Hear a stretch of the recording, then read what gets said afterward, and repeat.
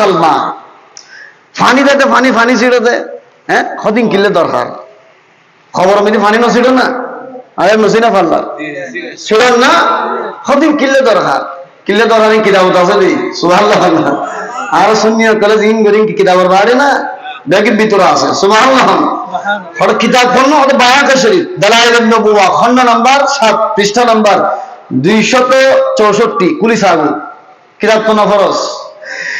এখানে দেখেন আন জাবির ইবনে আব্দুল্লাহ রাদিয়াল্লাহু তাআলা আনহু, নবীজির সাহাবী জাবির ইবনে আব্দুল্লাহ রাদিয়াল্লাহু তাআলা আনহু থেকে বর্ণিত করা, তিনি বলেন রাশালা রাউযাতিন নবী সাল্লাল্লাহু আলাইহি ওয়াসাল্লাম আল মা রাশা, আমার নবীজির নূরানি ইন্তেকালের পরে নবীজির রওজায় আতহার শরীফের উপর পানি ছিটা হয়েছে। সুবহানাল্লাহ জোরে বলেন, কে ছিটিয়েছেন? ওয়া কানাল্লাযী ওয়াসালনা আলা রাউযাতি বিলাল ইবনে রিবাহ, হযরত বেলাল ইবনে রিবাহ রাদিয়াল্লাহু তাআলা আনহু আমার নবীজির রওজায় আতহারের উপর পানি ছিটিয়েছেন। সুবহানাল্লাহ জোরে বলেন।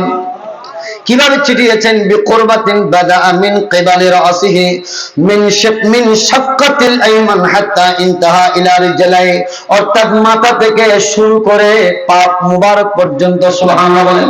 যতবার ছিটানো হয় মাথা থেকে পা মুবারক পর্যন্ত, একবার দুইবার নয় তিনবার। কয়বার? সাকাল্লাহু সারাহু ওয়া বারাকাল্লাহু মাজ্জাহু ওয়া জাআলাল জান্নাতা মাসওয়াহু, এই তিনটা দোয়া পড়ে পড়ে পড়ে পড়ে তিনবার পানি ছিটাতে হয়। সুবহানাল্লাহ বলেন। এগুলো আমাদের সুন্নিদের সমাজে পাবেন। ও জগতের মানুষ যারা সুন্নিদেরকে বেদাতি বলো, তোমাদেরকে বলবো কিতাব স্টাডি করো, আমরা বেদাতি নয় বরং তোমরা বেদাতি। বলো ঠিক কিনা?